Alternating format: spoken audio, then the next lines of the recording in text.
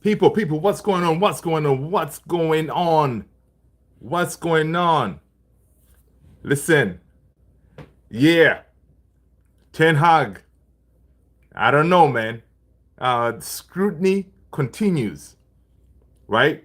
Ten Hag scrutiny continues because now it looks like, I know a lot of people, those Ten Hag outers, they're all like, okay, this man needs to show us something.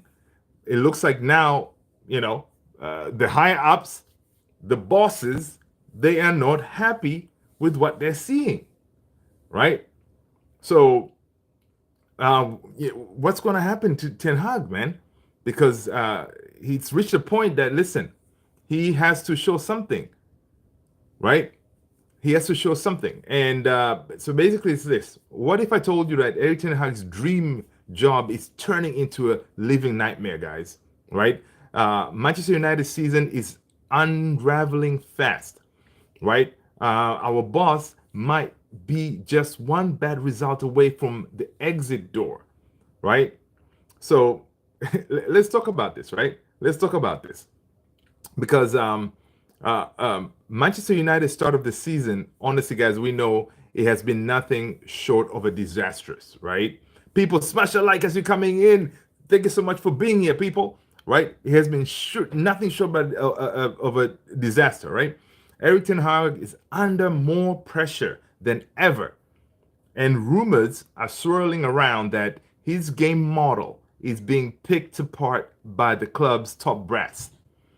Now, will he survive the scrutiny, or are we looking at another managerial casualty, right? Because a lot of people, right? A lot of people, they are really, those Ten Hag outers, they are really not happy with what they're seeing from Ten Hag right now, right? They're really not happy with what they're seeing. So if that's the case, and now, we saw those pictures of Sir Jim Ratcliffe at that game. What's up, Manuel Ugarte? Welcome, everybody. Smash the like as you're coming in, right? Make sure you share the stream as well, people. Thank you so much for joining, right? So it's crazy that we see that, they hire up the brass, right? They're not very happy. Manu Ugarte said, "Do you live in England?" No, brother, I'm in the United States, in the East Coast, DC, Maryland area. Yep. So what I'm saying is, his tactics are under scrutiny. He's being looked at closely, right? I see Vasil. Greetings from Moscow. What's going on, Vasil? Welcome, Vasil. Thanks for joining. Special like. Manuel Grate, you're from Florida. What's up, man? That's what's up. Yes, sir. Florida in the house. Good. People, special like, man. We talking about Manchester United. Ten Hag's job is on the line, and this time it's not only the fans. It's like basically the bosses. The bosses are looking at him closely, right? They're looking at him closely on what he can deliver, right? The report, it says like this: Eric Ten Hag's game model has to start impressing the Manchester United INEOS-led football department, or he is in danger of being removed. Whew, man. Basically, with the style of play this season viewed as underwhelming, United entered the international break having won just once in the last two games, right? So, I see we got Liverpool in the house. Whatever, Liverpool. Vasil is saying Sparta Moscow. Okay. No, Manchester United, brother. Manchester United, right? So, so Ten Hag is in a situation right now that he has to make sure that, listen, he starts to show something, right? People, smash a like, share the stream if you don't mind. If you haven't subscribed, if you're watching from YouTube, hit the subscribe button. I appreciate you all being here, right? Basically, there is a recognition inside the club, right? They know, okay, there's some issues. So they're willing to cut him some slack, right? So basically, there is a recognition inside the club that Ten Hag has been undermined by injuries and needs time to integrate his 5 summer signings, right?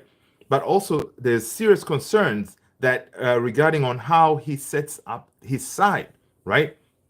Basically, the Dutchman game model is being scrutinized by United's footballing department, which is overseen by Sir Jim Ratcliffe and led by Dan Ashworth, right? Who is the sporting director, and Jason Wilcox, who is the technical director, right? Major part of Wilcox's role is to monitor how the first team plays.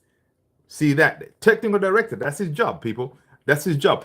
People, smash a like, hit that follow if you haven't done so. Matt, welcome. Listen. So basically, technical director is watching him, right?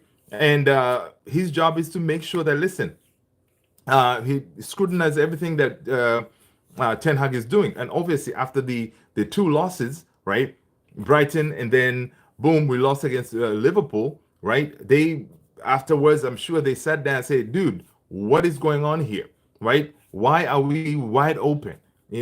Why are we not taking control of these games? All right? Why is basically none of your players are really benefiting from your playing style, right?" Manuel Ugarte is asking, did you hear about the incident? Yeah, dude. I mean, that was in Georgia. Yeah, condolences to those who lost their lives. Yeah, that's something that it's terrible here in the United States, man. This senseless gun violence, it needs to end. We need to put an end to it. It's terrible. It's devastating. Every time that folks send kids to the schools, you're always worried and seeing what could happen. It's terrible.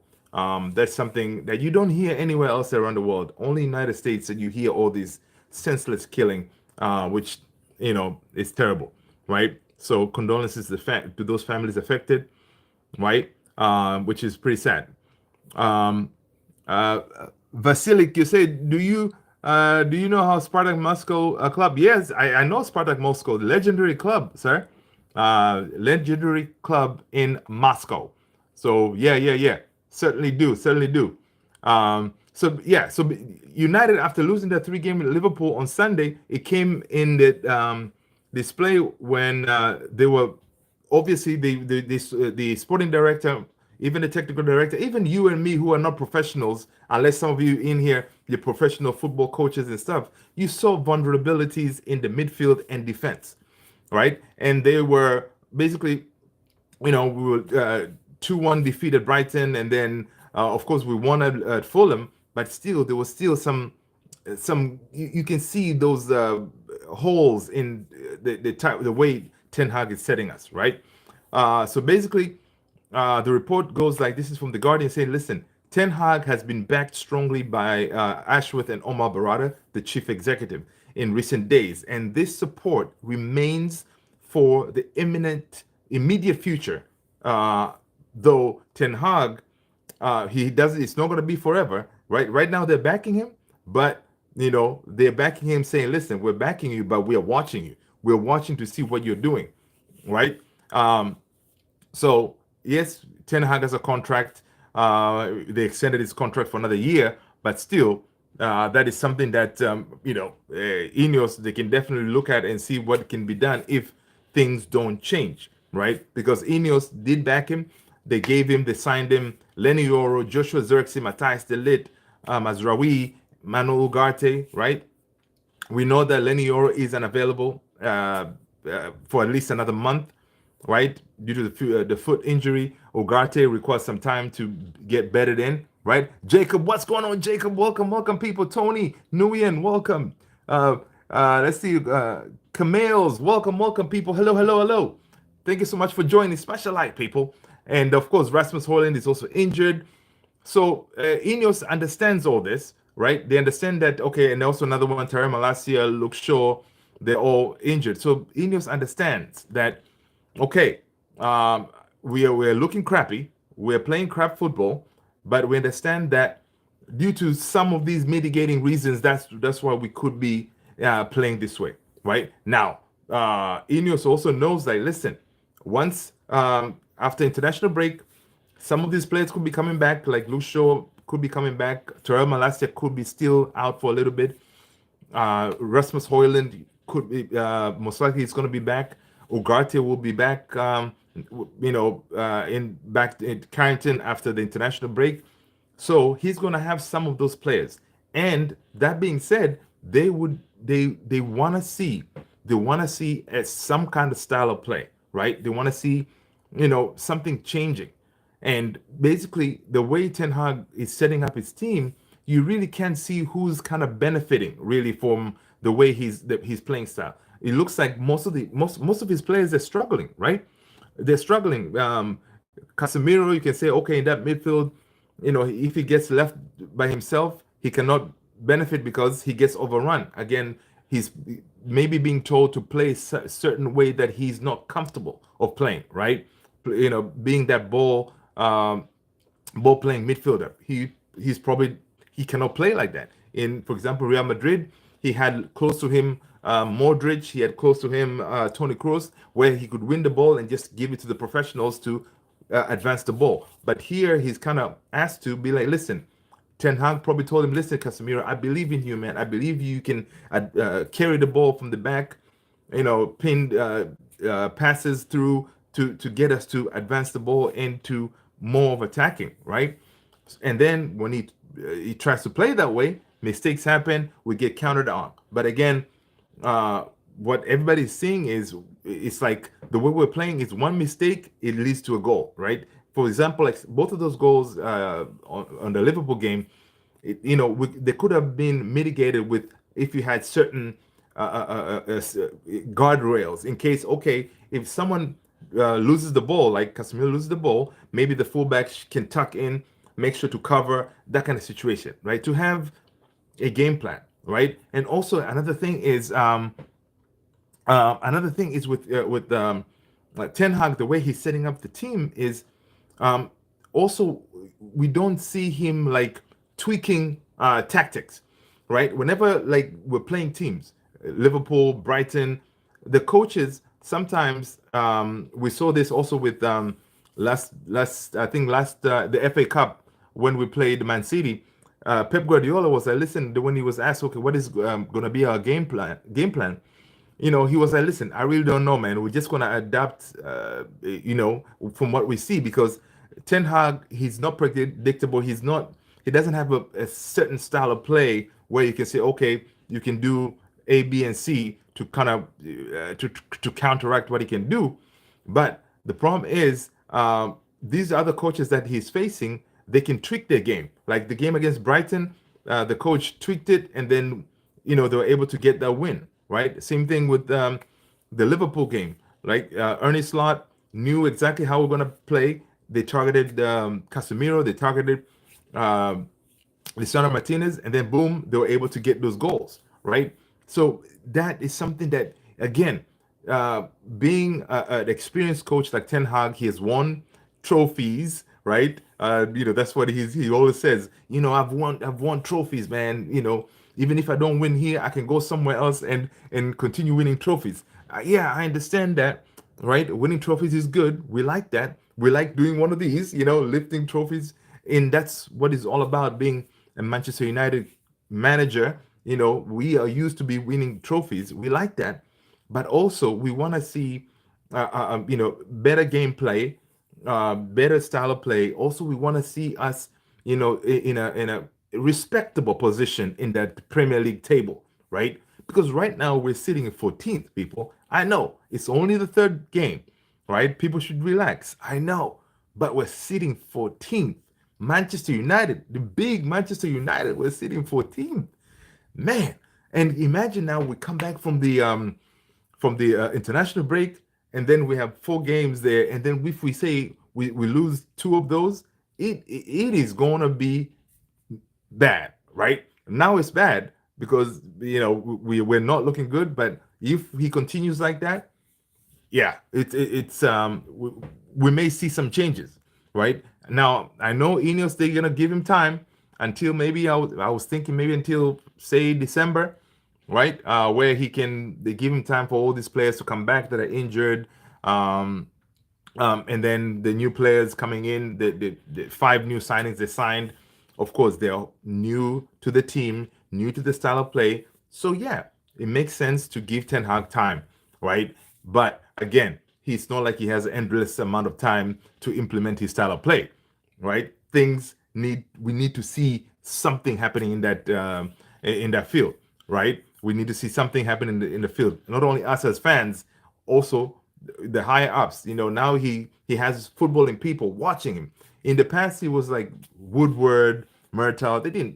They're not footballing people. They don't know much. But now you have Wilcox, Barada, Ashworth. These people know football, right? They can see, okay, this is crappy football here, right? We need to, have something to say, okay, that if you look at those players playing, even if they're not wearing their red Man United jersey, be like, okay, that is Ten Hag ball right there. But we haven't seen that yet. This is year three, and a lot of people are saying this is year three. We should have seen hints. We should have seen something to say, okay, he's putting his imprint in this team, right? But honestly, we're not really seeing that. I mean, this season we saw, okay, we're more playing, like we're more kind of the team is more advanced. We're not sitting back more. We're trying to win the balls kind of on the final third more. That we're seeing slowly those kind of things, but you really can't see much, right? And most people they were comparing Ten Hag with the likes of Ernie Slot coming in, and with him already coming in, you can see okay, he has some kind of style of play. But of course, you cannot really compare with Ernie Slot because Slot slotted in nicely in that Liverpool team because he inherited a team that has been playing together for a number of years, right? Under Klopp. And Klopp, from the youth level for a number of years, he came. They already had a style of play. They had a structure going on. So Arne Slot was able to slot in, no pun intended, easily.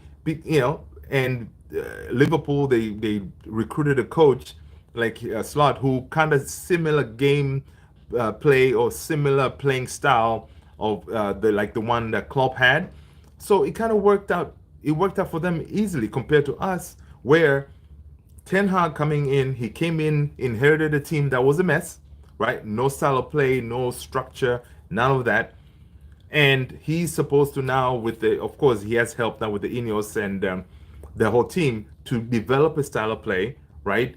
And from there, we should be able to see something. That's why Ten Hag was given the players that he wanted. Because last season, Ten Hag had said, "Listen, guys, if you're waiting to see the Ajax type of ball, you're not going to see that because these players can't do it, right? Because his type of ball is, aggressive, front foot the entire time, pressing, constantly, possession ball. The players that he inherited from the likes of Solskjaer, Mourinho, all those ex-players, they cannot play that intense type of football.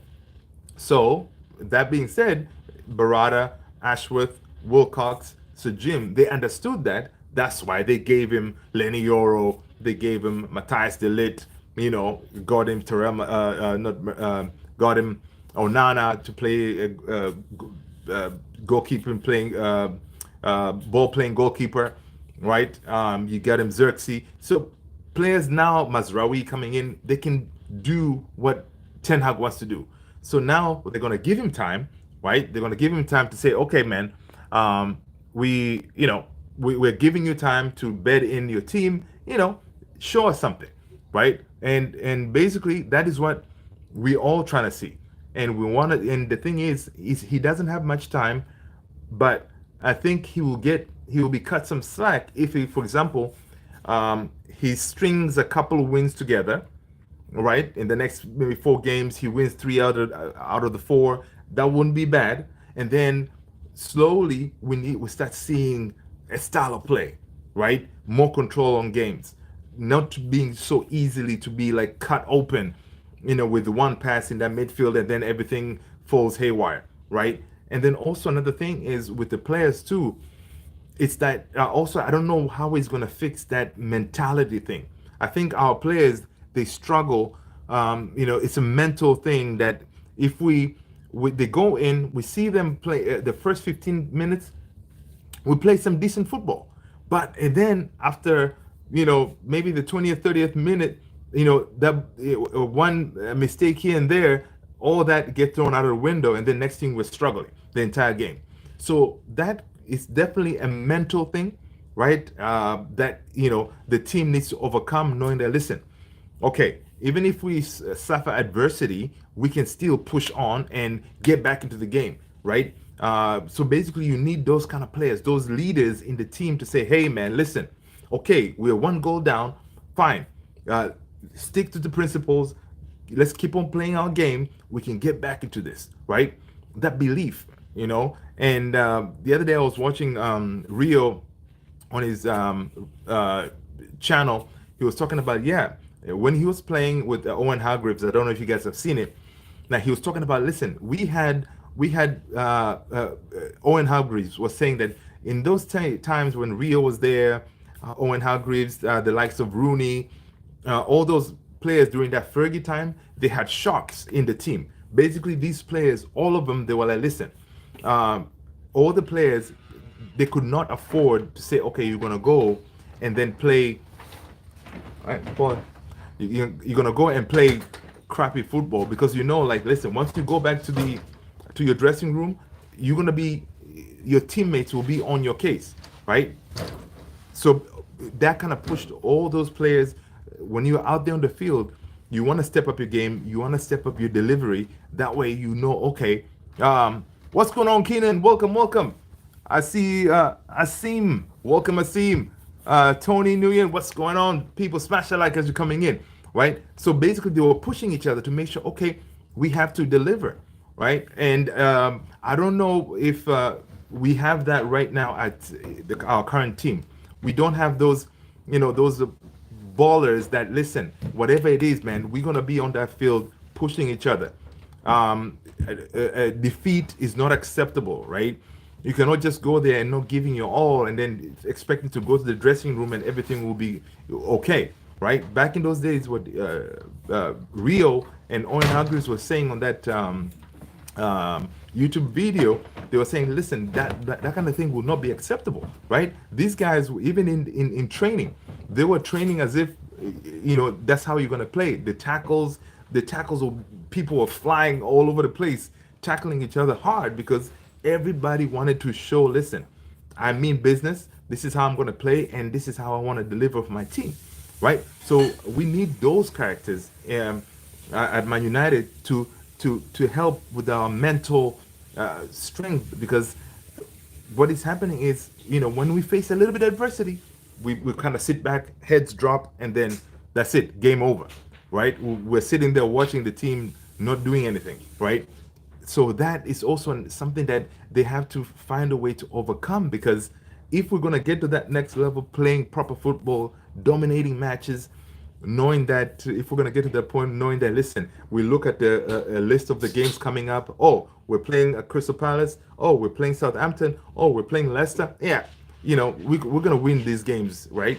From outright, right? Right now, the only team I can think of that can do that is, for example, is Man City. Man City, they can look at the schedule of the games coming up. They'll be like, these 10 games coming up, we're definitely going to win at least 12 of them, right? That is the confidence that, for example, Man City has. And that is something that we used to have maybe back in the day during the Sir Alex Ferguson days.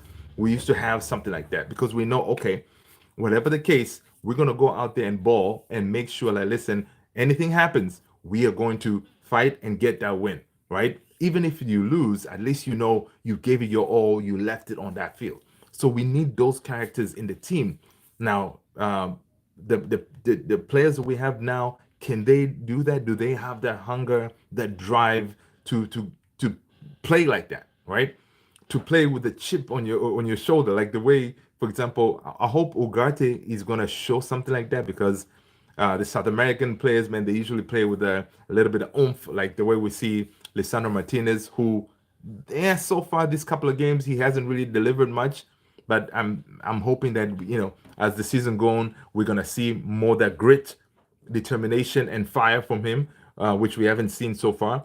So maybe Ugarte is gonna bring that, and we saw Ten Hag when he was when he was showing Ugarte around Carrington, he was showing it here. Yeah, you're gonna bring a fight, yeah, yeah, you're gonna bring a fight, right?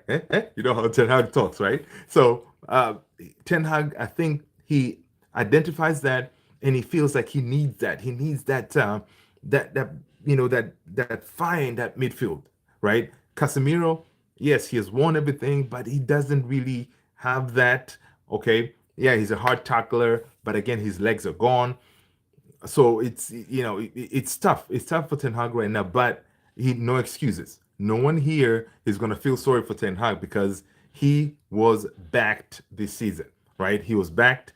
It's up to him now to go back to the drawing board, right, and come up with a draw a team, come up with the playing style that can work with these players that we have, right? If you think like, for example, Casemiro can't play by himself, and then number six, do a double pivot, right? And then okay, play like the way we played the last two games of the last season where we beat Man City. The last two games we played kind of more pragmatic type of ball and we won. Play like that. At least you can that way you can string some wins together and then maybe later on go back to your 3-6-1 style, right?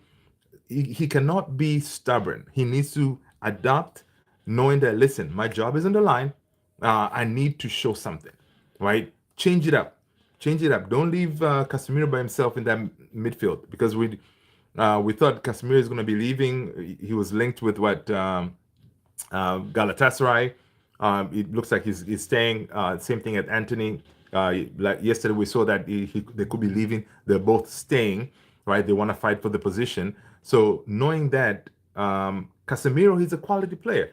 Give him some help. Maybe play him with Ugarte for a little bit to stabilize that midfield. That way, we're not wide open. And then later on, you can change it up, right? Once you see, okay, this is working somewhat, right? So he definitely has a lot of work to do. He has a lot of work to do, and again, these INEOS, the board, the INEOS team, they're looking at him because they know, okay, they know based on what Ten Hag had asked for, they were able to give him somewhat, right? The only really position they didn't really cover is the left back position, but most of the position they were able to give him some tools that way he can show them something, right? That's what they want. They want to see something that way they can say, okay, they can justify something to help INEOS justify why they decided to keep Ten Hag. Because a lot of people, they were like, listen, man, this guy should have been sacked, right? And by INEOS backing him, now basically INEOS is saying, listen, man, our reputation is on the line here, dude. We chose to keep you. Yes, we did the strategic review. Yes, we looked at all the available managers out there, and we came back to you. We trusted you, and now you got to reciprocate, Ten Hag. You got to reciprocate by showing us something, right? Because the INEOS and everybody, they can see the fans are not happy, right? Imagine we're playing against Liverpool at home, we get humiliated, right? Sir Jim, Barat, and everybody in that game, they see the stadium emptying early.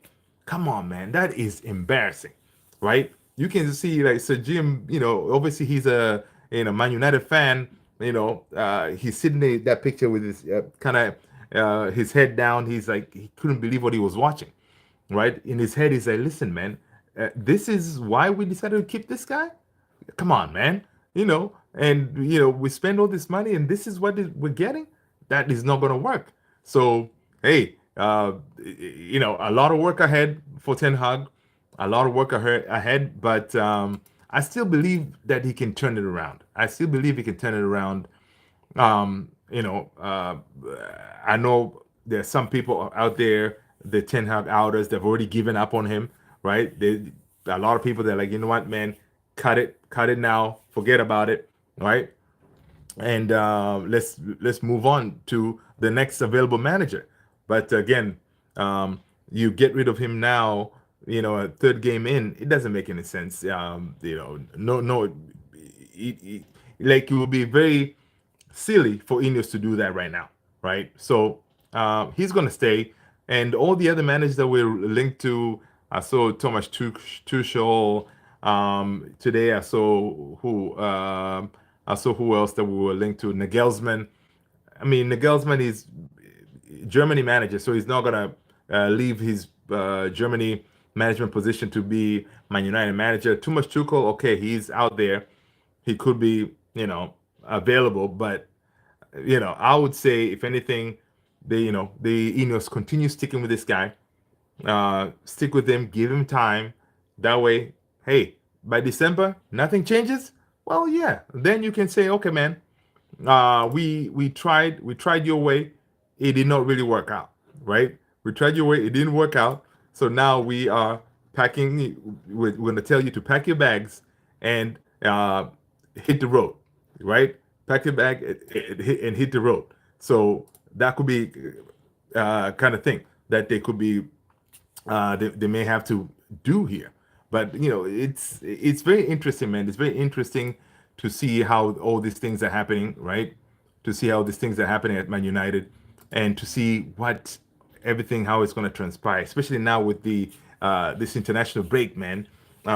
There's a lot of stories going on. A lot of stories going on. Oh, what is going to happen with Ten Hag? And of course, everybody's trying to put their all these news reporters and everybody they're pulling all these stories from everywhere because they know, okay, um, there's not much going on right now.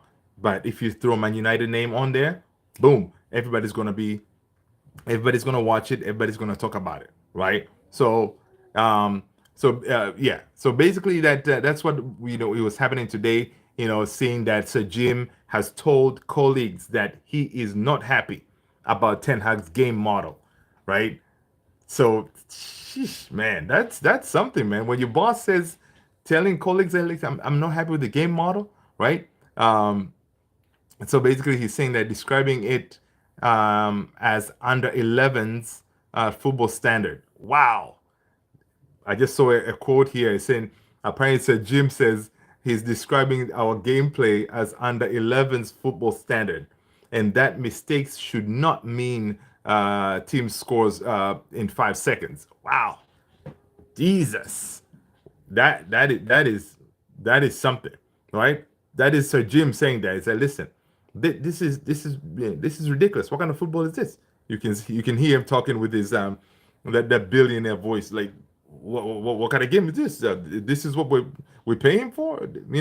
Not giving us anything? Sheesh.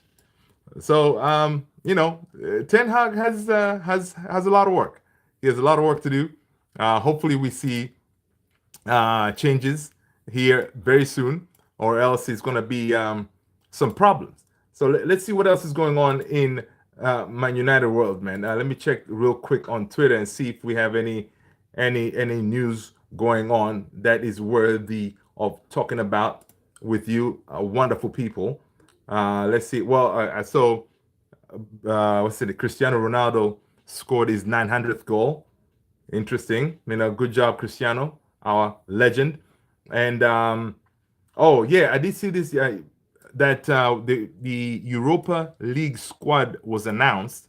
The 25-man squad was announced, and Terrell Malacia is on there, which is good to see. It means that they're hoping that he's going to be fit enough to make the team. And also, we see, of course, Anthony's on there. We see Casemiro's on there, so it means none of them are leaving to the Turkish league, right? Also, we see Lenny Yoro, Hoyland. So all the usual suspects they were included in the team, and hope to see these guys. Hope to see these guys. Do something in the Europa League, man, because that is our route. Our route back to the Champions League is winning the Europa League, right? Yeah. So we win the Europa League, we're good. Or we finish top four. Ten Hag, pick your poison, okay? Top four or Europa League, right? That is because that will be the bare minimum, right? And then that's the team that he has. He should be able to do that, right? He should be able to do that. Those are the standards that I'm going to hold him at, right? Let's see what else we see here. Well, Fabrice is saying Portugal winning Euros. Yeah, they're talking about, of course, Cristiano scoring his 900th goal. So Yeah, good stuff. Good stuff.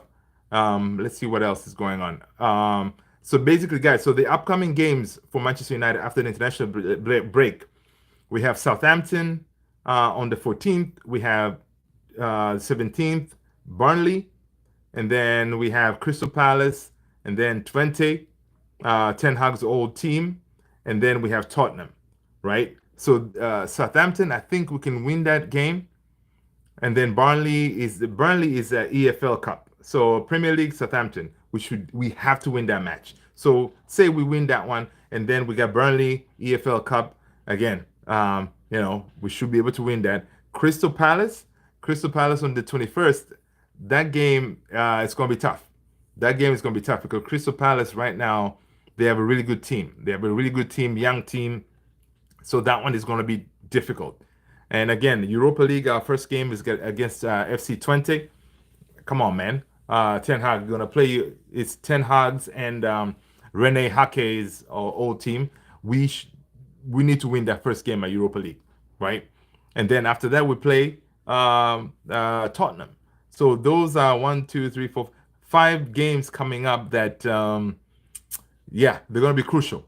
They're going to be crucial because those games could very well determine the fate of Eric Ten Hag, right? Because if he doesn't string a couple of wins together, yeah, it's not gonna be good for us, right? It's not gonna be good, and yeah, it'll be not pretty. Another thing that I saw that was pretty cool, man. It was nice seeing our kid Angel Gomez being called up to the England national team, man.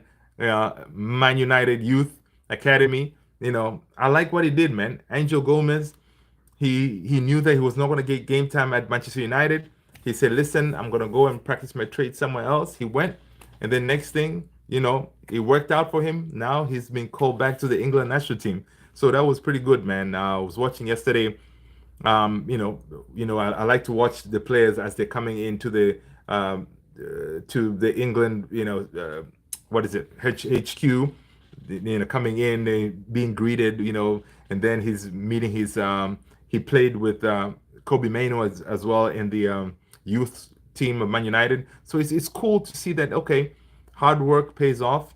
He left and now he gets his chance in the England national team, man. So I'm looking forward to see what he can do. I will definitely be watching the England match. I think they play Ireland, if I'm not mistaken, and to see what he can do. In that game, I hope he kills it, man. I really hope he kills it, because he definitely he's a good kid. He's very good on the ball. We could definitely have used him now in that team, right? So we shall see. Let's see what else we have here. National. I'm seeing Jamie Jackson. He's saying like Dan Ashworth and Omar Barada strongly backed Ten Hag in recent days, and this support remains for immediate future. Yet Ten Hag has to begin to show his team can dominate games and opponents, right? They want to see that. So, hey, there you go. There you go for Ten Hag. Let's see what else. Anything interesting going on here? Um, yeah, that's all I see, people. That's all I see. So I just wanted to come in here, chop it up with you, fantastic people, a little bit to talk about Ten Hag's pressure, and he has to deliver, or pressure will continue to mount, and we may see a change, right? So, guys, listen, I appreciate you being here. I appreciate you smashing those likes. I appreciate you hitting the follow and hitting the subscribe. And I will talk to you guys on the next one. Take care of yourself. Peace out. And if you guys are fan of the NFL football, it is back. In America, we call it football, but we know what the real football is, right? Here, we call it soccer, but it's football. It's back. So I'm going to check that out. Take care, people. Peace out.